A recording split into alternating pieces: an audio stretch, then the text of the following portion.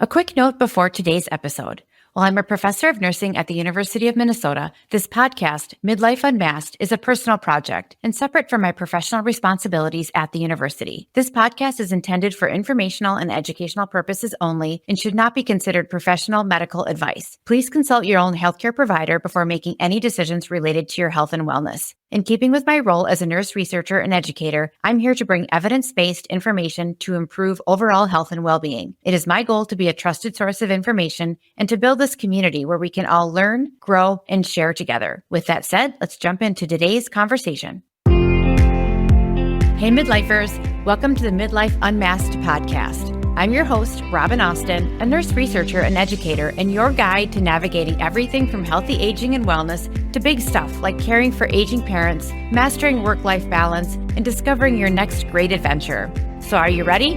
Let's do this.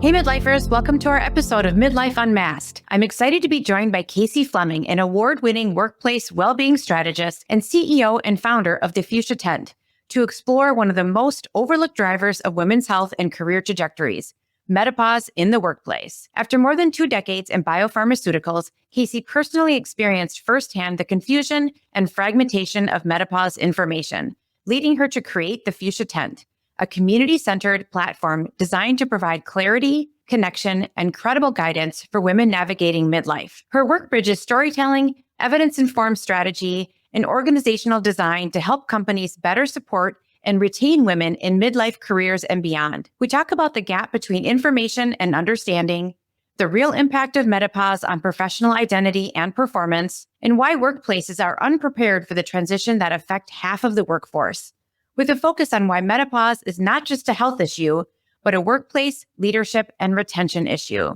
Thank you so much for being here, for listening, sharing, and walking this journey with me through season 1. When I first launched Midlife Unmasked, it came from a simple place. I went looking for answers about health, energy, focus, and discovered how little research, language, and support exists for women in midlife. Season 1 was about unmasking what midlife really looks like through science, lived experience, and honest conversation. In Season 2, we go deeper because there's a decade in women's lives where everything starts to change and no one explains why. Sleep shifts, focus fades, energy fluctuates, careers strain, and bodies feel unfamiliar. And we call it normal. But normal doesn't mean harmless. This is the missing decade, the years when women are told to push through while early warning signals are often dismissed, minimized, or ignored. In Season 2 of Midlife Unmasked, it's about naming what's been missing. Not quick fixes, not trends, but language, context,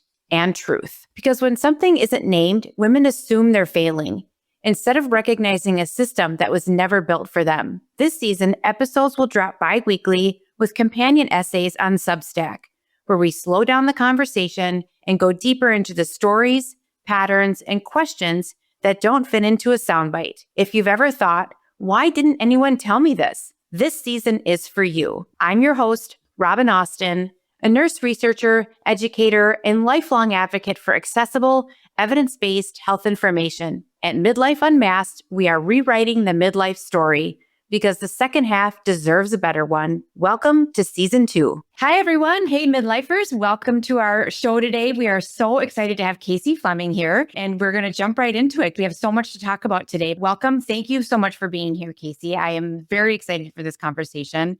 And I think it's applicable to lots of audiences. And so we'll just go ahead and jump right in. And so as we kind of jump in, I want the audience to really hear your background. I think it's a good place to know people to start from. So can you give us a synopsis of kind of what led you to what you are doing today? And can I say thank you for wearing fuchsia, even if that was not intentional, but sometimes it is. So I want to acknowledge that. Thank you. No, it was intentional. I made sure. I was like, I got to wear my fuchsia. Okay.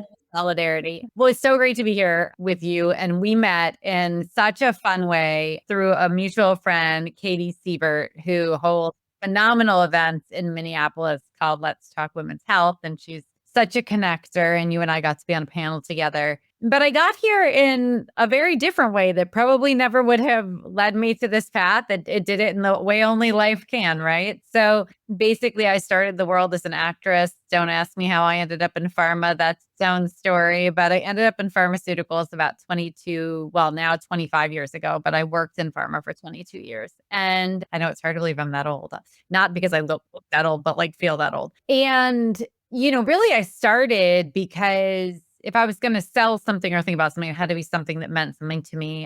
Yep. And I come from a healthcare family. My dad was a doctor.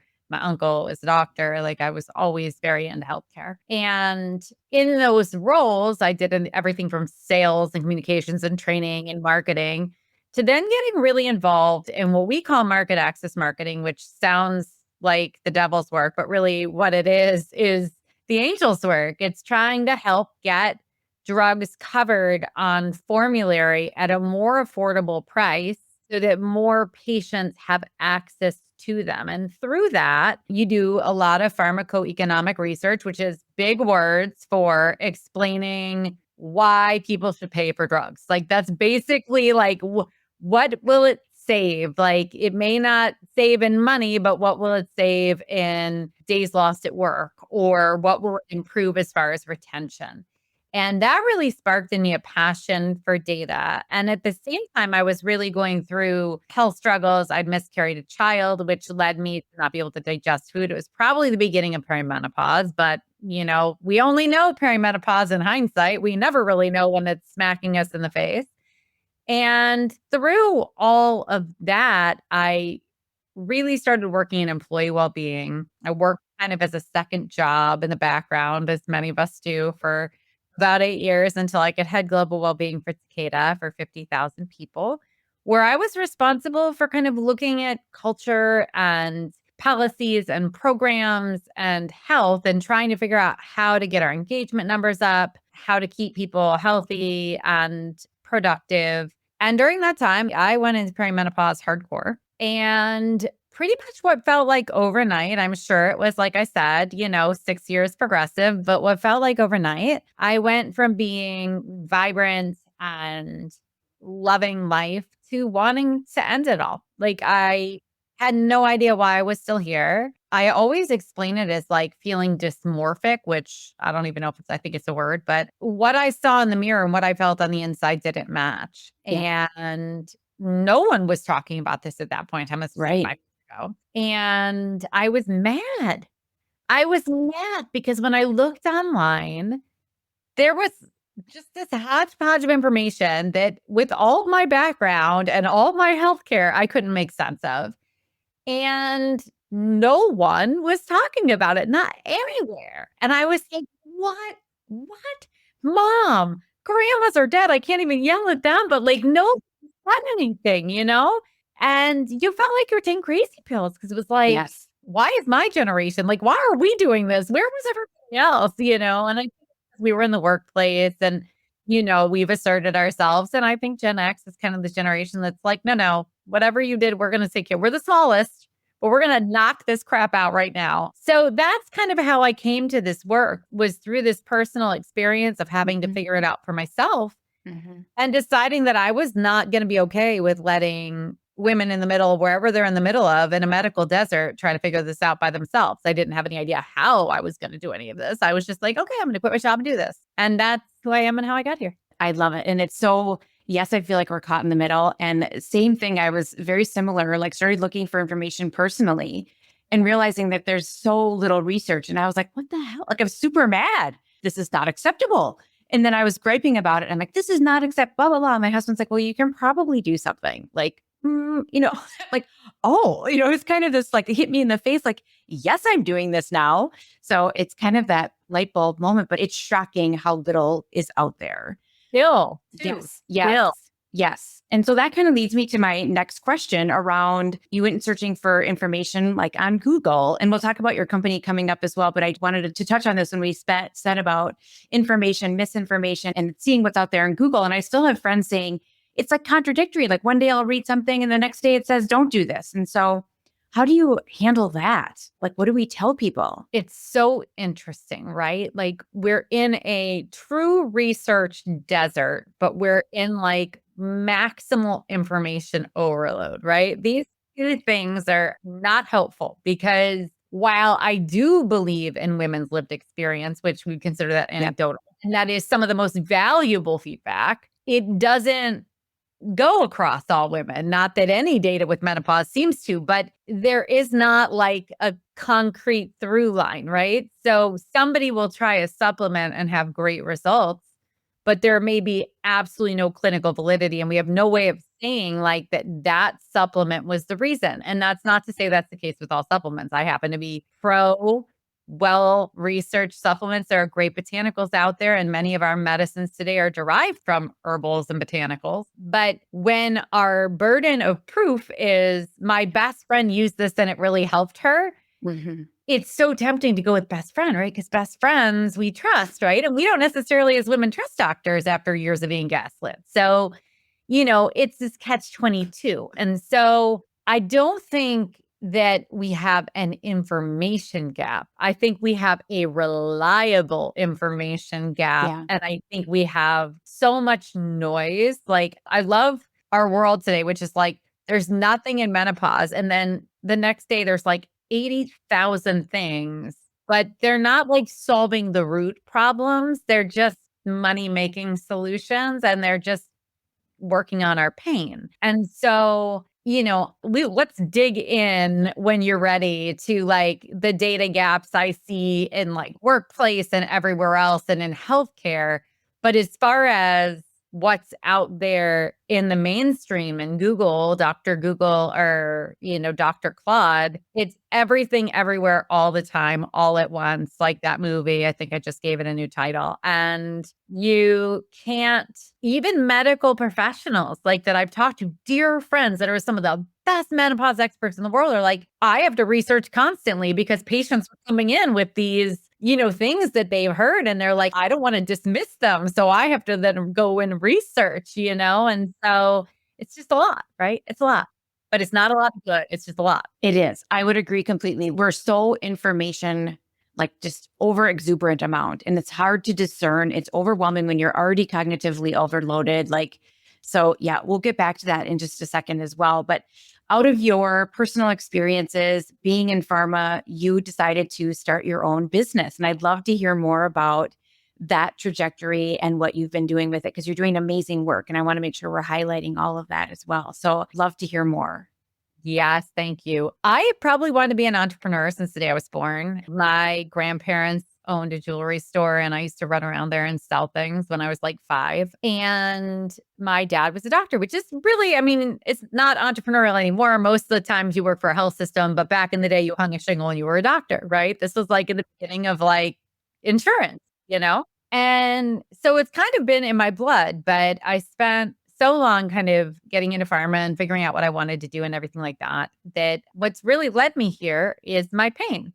My pain tends to be my biggest source of inspiration for fixing problems for other people. And I feel like, especially midlife women, we are like the mothers of invention and the creatures of necessity, right? Like something hasn't been done. We get there. It's like a glaring gap to us, not remembering that there's probably 50 other midlife women that are having the same gap doing the same thing. And we're like, I got to fix it. Like, I got to fix it. And we have enough information and enough wisdom and enough whatever to be like, okay, I think I can do this. And so when I saw the problem, which at first it's very different from what I'm doing now, but when I first saw the problem, it was exactly what we just discussed. Information everywhere, supplements everywhere, drugs everywhere, no doctors, no one sharing information, and confusion. And I thought, okay, well, if I can aggregate all of this and be a third-party resource that isn't charging people, for products or access to products, or isn't being paid to kind of recommend products, then I become a source of truth. And so that's where the Fuchsia list, which still exists, is tiny on my site. But that was kind of like my big idea that launched this whole thing. What I didn't realize as I stepped into the glitzy world of menopause, because there is a very glitzy side of it, nobody was talking about this outside of the echo chamber. It was very much a discussion that was, and that's not for lack of attempt. Like, I don't know any nothing braver than like Halle Berry standing on the steps of the Capitol screaming that she's in menopause, or Infidel, or all these incredible people who have shared their journeys broadly and publicly with a way more public audience than I have, right? Like, that's amazing. For some reason, probably because they're so amazing and glamorous, it doesn't necessarily trickle in to work. And then there's another factor that is really coming out, which is in my paper, which is available for free at the website. It's on the Fuchsia Tent. If you just go to the 3H framework, it's underneath there. You can download it. But there was research on what we call dirty femininity versus clean masculinity in the workplace. So if you ask me, my husband is stinkier and sweats more than I do, but he doesn't bleed 7 days a month, and he doesn't have cramps from that, and he doesn't have to go through pregnancy or visible fertility journeys, and he doesn't have to disclose or experience menopause symptoms at work. Being a man at work is very clean. And women, not trying to say this isn't every case, so please nobody take this as just being a horribly gendered stereotype conversation, tend to make it so that work is clean. Like, we take care of more of the caregiving responsibilities. We, will step back more often if someone has to step back. And yet we're sweating, having brain fog, not sleeping, having to deal with hormonal fluctuation and irritability while we're at peak career and peak caregiving, all kind of colliding in what I call this midlife collision. And if you look at my work, you'll see a lot of that kind of come up. And this entire conundrum of how we show up at work is what creates the stigma. And so my work very quickly shifted from this concept of being consumer driven and just information providing to really solving and trying to understand the root cause of these problems in the workplace and providing a clear-cut structure for employers, because we are in a really tricky situation right now, which is that insurance is going up 9.5% year over year for employers. And so just to break that down for everybody that may not be in this space, insurance is in the top 2 line items for any corporation as far as expense, that paying for your employees' healthcare. And when it goes up 9.5% year over year, that money has to come from somewhere, which for many employers trying to keep healthcare the same has come from reducing salary, reducing promotions, some of these other places, which aren't great either, but they've got to do something. So how can I help them understand what they already have, what needs to be done in as cost neutral way as possible, so that we can support midlife women to work at their peaks and not reinvent the wheel and break the bank. So that's the work. We also have a community. It's not like a chit chat community, because I rapidly learned that my audience doesn't like one. They want to talk to me about it, but they want to talk to each other. And they want to go in when nobody's there and watch the videos that I've curated for them and watch the experts that I've curated. And so that's called the Fuchsia Tent Menopause Vault. And I try to keep it as cost effective as possible. It's $50 a year. I don't think I can make it. It's like less than a coffee a month. And you have 52 sessions in there where you can watch experts in kind of all veins of menopause talking about it. That's amazing. What a great resource to have. And I think you said cut through some of the noise.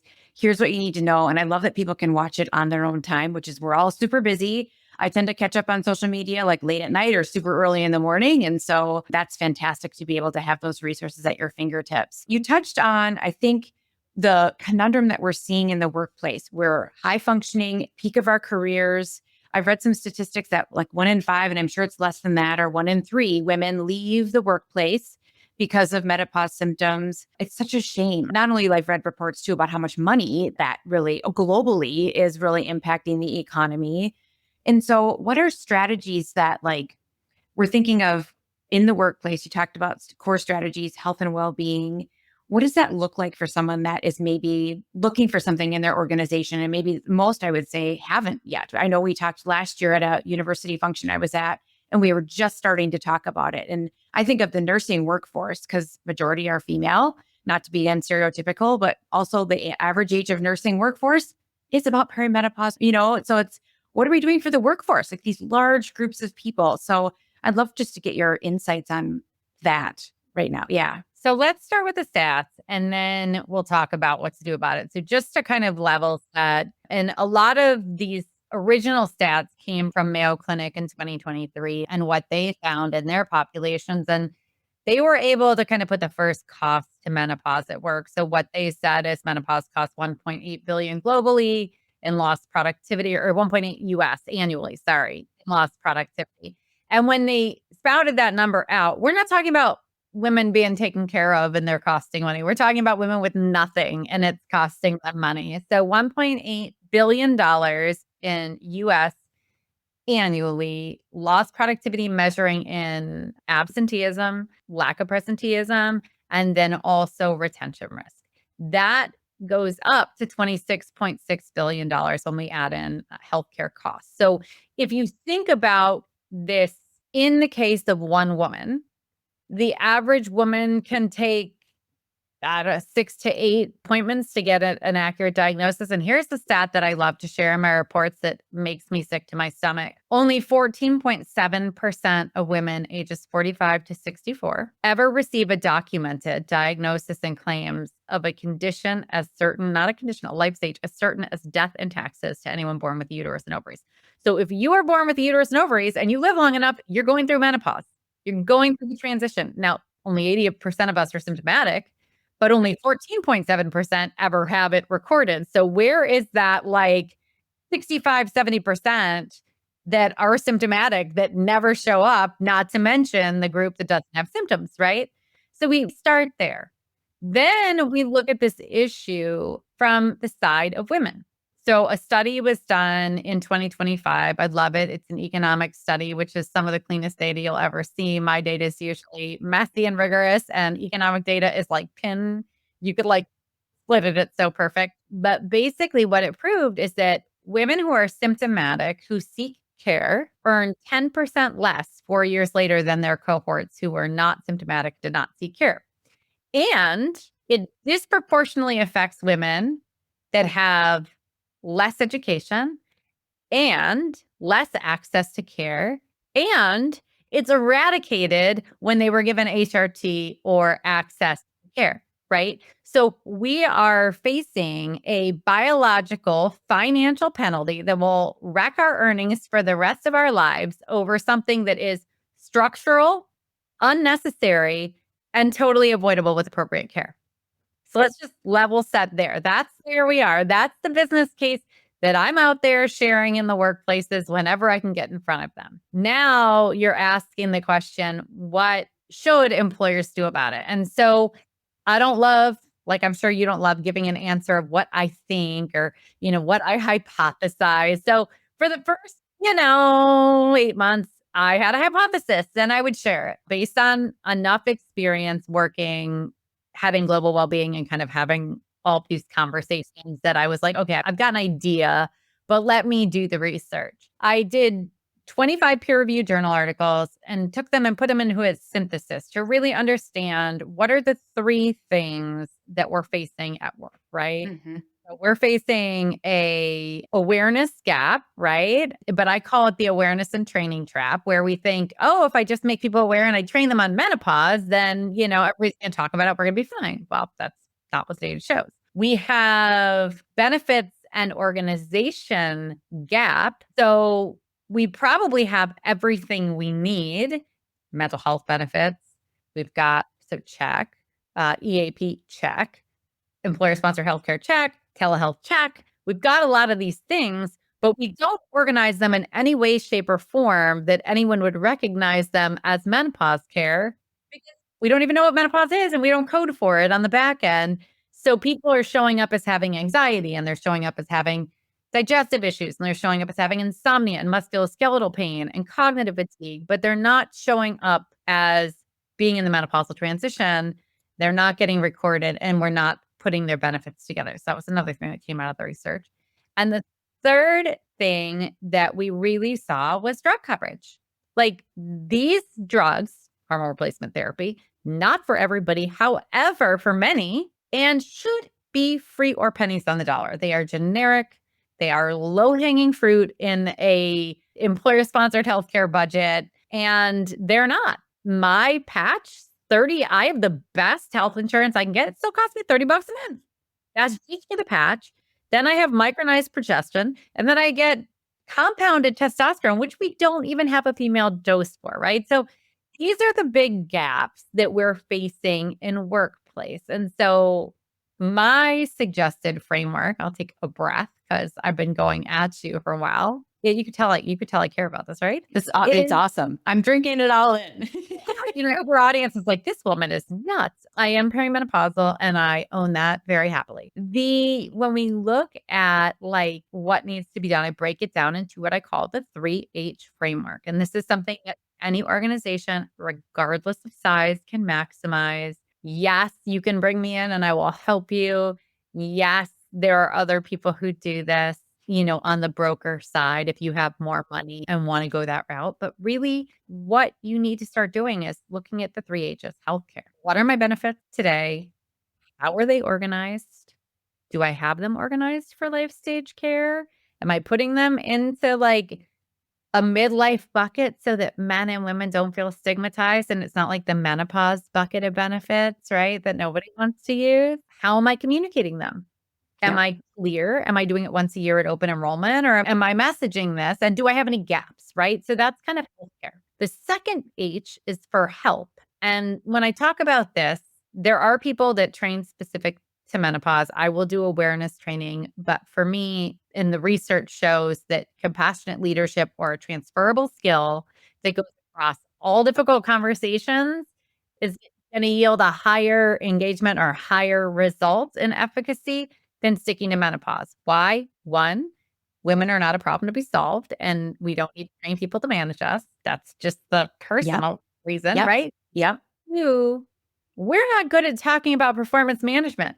We're not good at talking about caregiving. We're not good at talking about anything complex in the workplace. And so these skills can benefit everybody. So you get more bang for your buck. So there are many people that do this. I have a compassionate leadership training curriculum that is based on research that I have, but there are other people. Find something skills-based around complex conversations. That third H we just talked about is HRT or non-hormonal therapy access, as long as it's FDA. And making sure not just that you have access, but that it is affordable, right? Yeah. And so for companies, if you are not familiar, you have a benefits head or a total rewards head, get a drug review.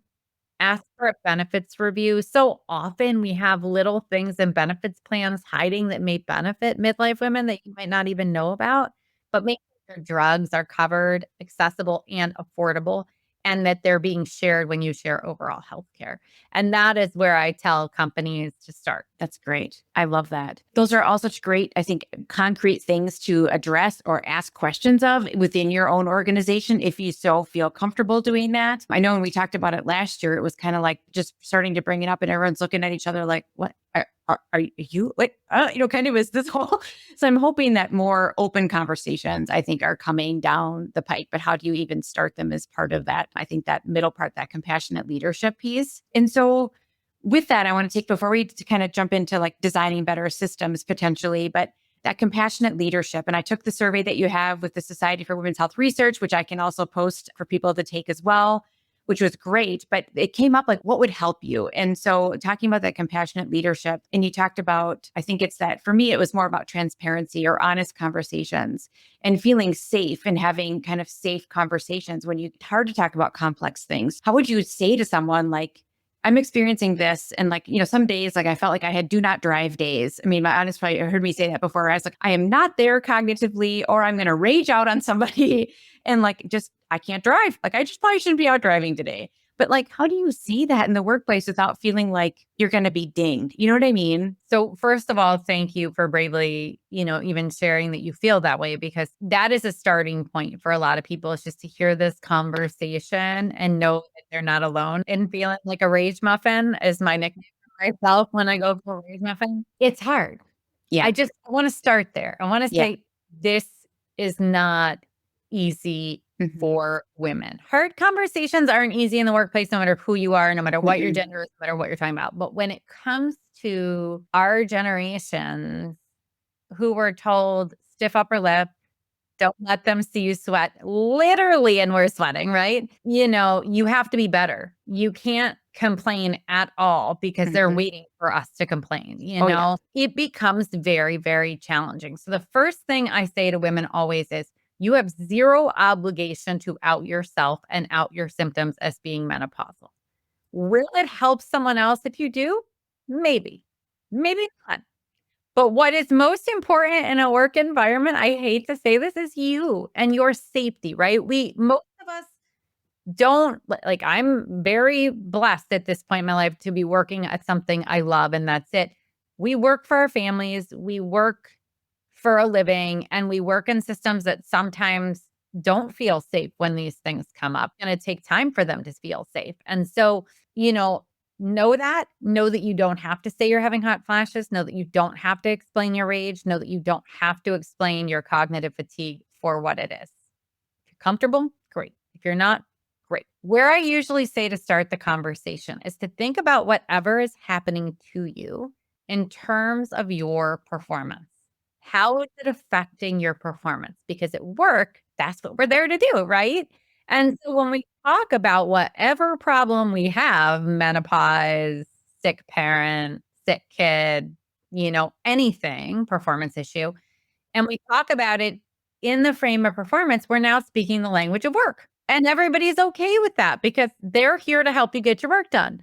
What people tend to be less comfortable with is when we talk about something personal that's happening with us, which is okay. If you do, you do. But more constructive is, hey, Robin, you know what? For a variety of reasons, I have been sleeping terribly and I'm really struggling with our 7 a.m. Can we move it to 9 a.m.? I would be so much sharper and we get so much done in that meeting. It would really help me. Is that okay with you?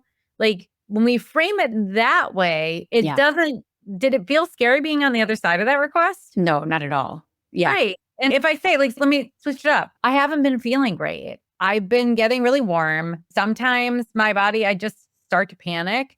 We're not sure what's going on, but it would be really helpful if when I'm having one of those days, if I could work from home or come in a little bit later, I promise I'll make it up in this way. Does that work for you? Right? That feel like I was having a conversation about pit stains and what dripping down to my James Pierce tank top in front of the CEO. I can say that stuff because I'm comfortable and that's what actually happened, right? You don't have to. So frame the conversation and start it in terms of how it's impacting your performance. Yep. And then if you have the wherewithal and the time and the energy to kind of research and find out what possible solutions are available to you. I always say I like to prep a first, second, and third. Here's my first choice, here's my second choice, and here's my third choice. And I'm going to go and negotiate for number one, knowing that 2 and 3, if one failed, miserably, right? So let's say I want to work flexibly and that's just not an option. And that was my choice one. Choice two might be, can I work from home 1 or 2 days? Or when I have a horrible day, can I let you know privately and, we can work around it. Choice 3 might be, I'm always here, but there's a room that I can go to where I can kind of lay down and get out of here if I need to, right? So I've kind of got my options. Let's get real. Sometimes you're just going to burst into tears when somebody says to you, how are you really doing, right? The first time someone asks you at work when you're going through perimenopause or anything hard, somebody dies, whatever, and they say, how are you really doing? You tend to become emotional. You might yell, you might cry, right? I love men are women are emotional. I'm you yell all the time. You cry more than you maybe, but I'd want to see a study on that before I'd concede that. Maybe cry in public more. Yeah, we're going to leave that alone. We can come back to it if we want. Back to my train of thought. If you have that freak out, which happens, or you yell at someone, which happens, we're human, or, and that rage is real. It is documented. It happens. You can always say you're sorry. Yep. Probably won't want to in a minute, but you always can. And if you don't have any idea what you need because you just burst into tears when someone asked you, you don't have to be oh my God, I'm in perimenopause, I'm such a mess. You can just say, I need a minute. Your question hit me in a way I didn't expect. Can I collect my thoughts and come back and answer it another time? You don't need it. And you know what? On the other side, if you're the leader and someone's crying and you don't know what they need, it's okay. It's okay to say, tell me what support for me right now looks like for you. Like simple, simple. Or why don't I give you like, hey, I can see this affecting you. We can keep going if you want to, because we don't want to make them feel awful. Or we can regroup when you're feeling more up to the conversation. Let them have the Yeah. opportunity. And I think Does that it's answer it? Does that yeah, absolutely. And it just makes me think too that we overcomplicate things so Oh my much. God, so much. And in my head, because it's all so jumbled and you're experiencing so many things all at once and you don't want to let the cat out of the bag, so to speak, but yet you want to share, but not share. And so you kind of just don't know what to say. But if you just stop, like just simply what you said, like, what does support look like for you? Easy, done. I mean, but in the moment, it's so hard to break it down and make it simplified. It's very challenging. That's why compassionate leadership skills are help, because you don't get there by hearing it one time. Get there by practicing reps over and over and over again when the stakes aren't that high, right? By the time the stakes are that high, if you have not been practicing, you're gonna be flustered, right? And that's okay too. But the reason that like compassion leadership started as something separate from menopause. It wasn't what I had over here originally. It was like separate work that I was doing, separate work that I was researching, just because I became fascinated between the difference of empathy and compassion and how compassion is actionable. But it plugged in so well because it was like, oh, right. If I've been practicing this conversation and I'm doing it in performance management and I'm doing it when someone has a sick kid or a parent and I'm practicing it with my own family, like when they come with to solve.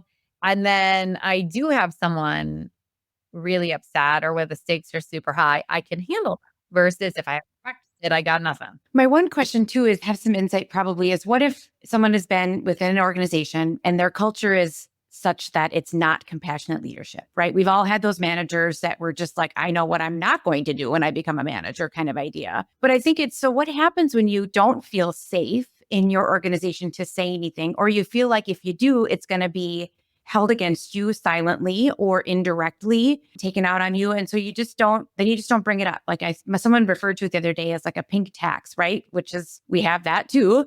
But I think, so how do you do that? And that's where I think so you'll get to it in midlife. You get to a point you're like, I am done with this. I'm out of here kind of thing.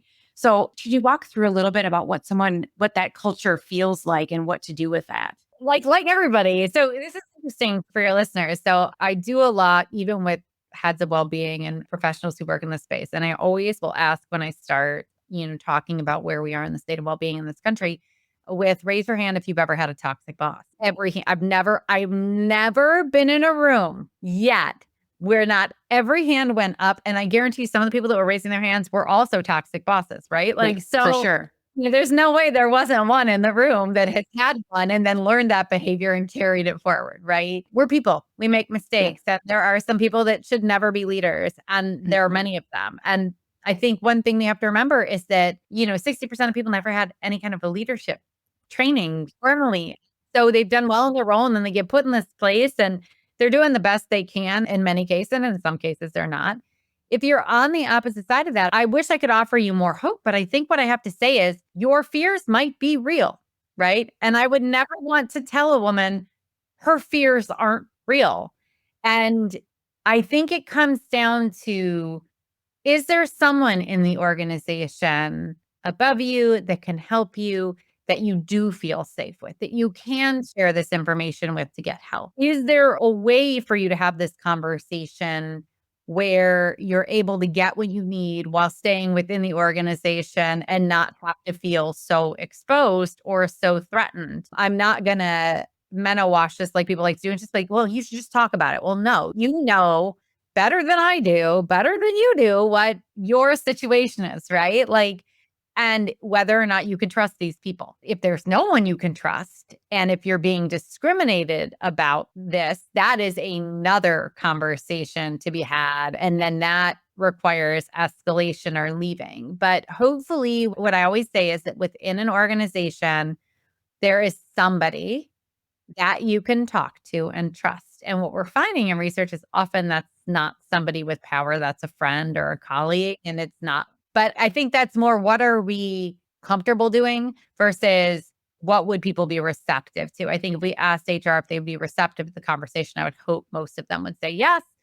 Same being the case with leaders. The good news we are seeing, and it's too early to say anything about this research head on, but in all the studies I've analyzed, and even in this one, reactivity, people are much more comfortable than proactivity. So people are waiting for you to kind of, if you need them, and they're comfortable with that. What they're not comfortable with is being proactive about asking you, and they're not comfortable being proactive about telling when they're in the situation. And so performance-based practice on somebody that you're comfortable with, and find somebody that you trust to do this with first, especially if you're nervous about your direct boss or other people within your kind of line of succession that might use this against you for whatever reason. Yeah, no, that's great advice. I think it helps people just there's some hope to navigate, because you can feel very alone, and you can feel like, okay, what's my next turn? What do I do? I can't talk about it at work. And it starts feeling very isolated. So you're not alone. Every single hand in every single room goes up every single time. Like, I've had things where I'm like, who has work-life balance? Because I don't believe in that either. I believe in life work alignment. And I have like the occasional like two people that raise their hand, and I'm like, okay, honey, I don't think you and I have the same definition, but let's talk about it. And if you do, you're going to tell me what you're doing, because I don't. But this question, 100% hand up every time. Yes, you are not alone, because I think we've all been there. I did have to fix it, but it's, you're not alone. Yeah. And you're not crazy. If you're feeling there's stigma, trust me, there's stigma. It's not everywhere, but it's still a lot of places. And it's surprising the things I see and hear when I get out there that tell me that we're not always in a safe space right now, not even when we think we are, our company says we are. Yeah. And that's a great reminder for people as well, that to not dismiss what you're feeling. Because if you're feeling that you're unsafe, but you want to have a conversation, but there's a gut reaction that you're having, you got to trust yourself, and you have to keep yourself safe. And I think what your position is, or whatever that may be. But I think that we as women, we tend to dismiss we're feeling a lot as well. That's such great advice. So that kind of leads to the next question that we were talking about, is talk about mid-career transitions. I love this question, because I think I should just speak for myself. I get so caught up in the day-to-day nitty-gritty, and then all of a sudden you kind of come up for air, and you're like, wait a minute, is this really what I want to be doing? Like, what is going on here? And you just kind of have these thoughts of, this is, okay, what do I do here? I've been my mid-career now. Where do I go? What do I do? So could you share a little bit about the intersection of like mid-career, menopause, kind of what we were just talking about? And so I know that's a huge, huge topic, but I'd love to get your take on it, not just what's happening physiologically, but like professionally for us as well. Like, what does that next step look like if all these things are colliding? Yeah. So I'm going to talk about the collision first, and then I'll kind of remind me, because the brain fog will start to set in about 43 minutes, about the other piece I'm supposed to answer, which is what can we do about it? So I call this the midlife collision. There is article I populated about it on LinkedIn yesterday with a visual, and I've used this for a couple of years to describe it. But if you ever have seen like those big container ships out on the ocean that are like stacked to the hilt with like crates, and you're like, how are they on there? And like, why is nothing falling off? So I call this the midlife transition. And you've got your like career barge, where you've got peak career responsibilities usually, and you're no longer a lot of times in the role that like got you there, that like inspired you to do the work that you do. Now you're managing people, and so you've got a lot of red tape, and you've got like a lot of pieces of the job you don't like, and people working for you, and then politics, all that fun stuff. And then on this side, you've got your like home barge, where like if you have kids, maybe they're aging and they're in sports, and you and your partner, if you're partnered, are like two ships in the night. And, maybe menopause is complicated, like your intimacy, and that's going on. And so you've got all those things happening. You're coming at each other 20 knots. And then underneath, your hormones are doing this, right? And like the containers are like bouncing, and like stuff's falling off. And it becomes really hard to distinguish, like, oh, did that container fall off because I hate my job? Or did that container fall off because I am having a huge estrogen decline today, or a huge spike? Or is my marriage feeling like crap right now because we haven't had sex for 2 months because it hurts? Or is my marriage feeling that way because it's time for me to like leave my partner? And so when we get to career, it's very much the same discussion. Like, do I hate my job? Do I just hate my boss? Do I not like what I'm doing right now? Or am I trying to blow up my entire life because my hormones are like the world's worst roller coaster? Like, what is it? And in many cases, it's all the above, right? In many cases, there's truth everywhere. There's like little truth nuggets, but the hormone fluctuations never make any of it easier. And so, having experienced this myself, what I say is it's always good to put yourself in a position, I believe, as a mentor where you have as many transferable skills as possible and to put yourself as best as you can if you know that you're not feeling super happy with what you're doing or you're not connected with it. And being connected to your job is important because it's not for all of us, but it is for many of us, that you start building a plan. And you don't have to have all the answers. I certainly didn't. You heard me make a ginormous pivot to get to success with the Fuchsia Tent. And yet I knew for many years that I wanted to be on my own, that this structure wasn't working for me, especially not while dealing with perimenopause. I knew that there were other things that I wanted to do, and I really wanted purpose alignment in my work, and I wasn't feeling that strongly. I went and got a master's to prep myself to be in my own private practice. I talked to my partner about the sacrifices we had to make. We sold our house, we bought a much smaller house. And so we planned and, even then it still didn't happen as we wanted. I left before we planned. There wasn't as much money as was planned. Things didn't work out perfect, but we were able to stay connected to one another through it and, to find my way to happiness and success again. And so, whatever it is that is calling to you, always ask yourself, is it this boat? Is it that boat? Is it the water? Is it all of the above? Where's the truth, and do your best to discern. And if you're really feeling not like yourself all across the board, it probably has something to do with your hormones. And it's good to go have that conversation because we know from data that, and this is just speaking about relationship, not career, that 70% of women in the study with Dr. Newsom said that if they'd had treatment or support, they may not have had the same negative result in the relationship. And they had that conversation. I probably misquoted that a little bit, but not the number. We know that this is a huge time for divorce. The gray divorce is real. The data is actually about a fifth.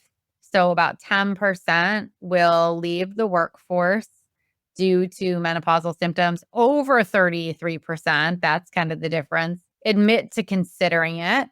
And it's extremely confusing. So as much as possible, speak with a therapist, speak with a coach. Don't be afraid of that. Try to get the collision as separated as you can, right?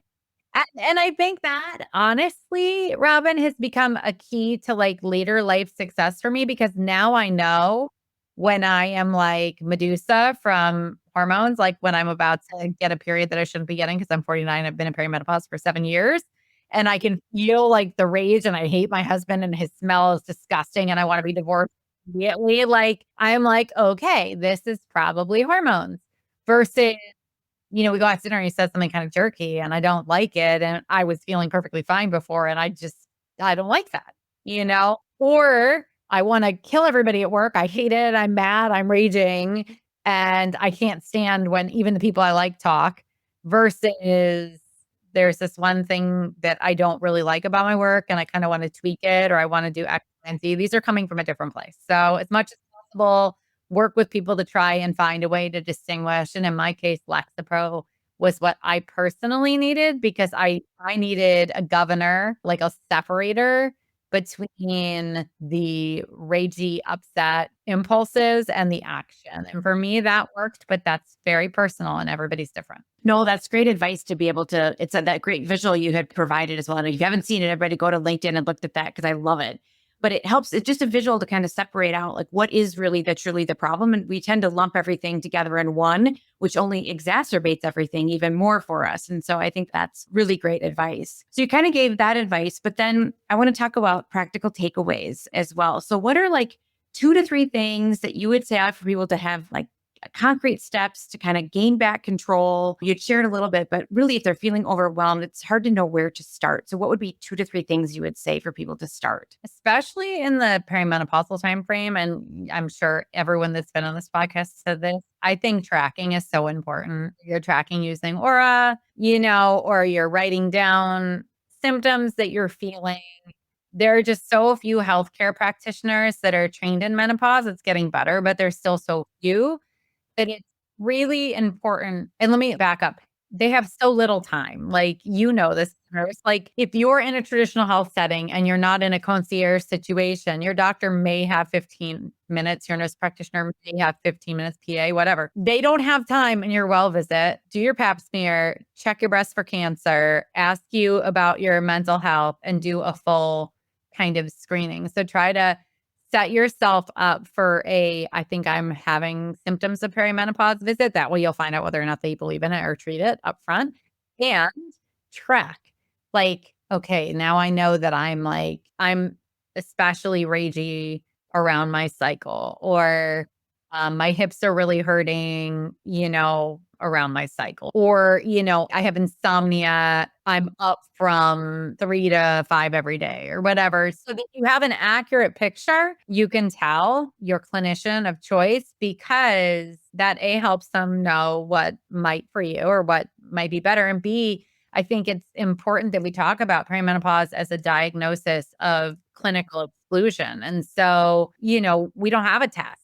And people want to sell you a lot of things. And I know that there are many clinicians that like to do baselines, and that's fine. If you have a doctor or a nurse practitioner, like whatever, that says, let's get a baseline, that's totally fine. Don't be like, no, there's no test for this, right? But beyond that, there's no way to know except from your symptoms. And so I think tracking is helpful for you, and it's helpful for whoever you see. And I'm going to focus on work for this one because that's maybe if you are feeling something going on in your system and you're going to want to have a conversation, figure out your who, practice.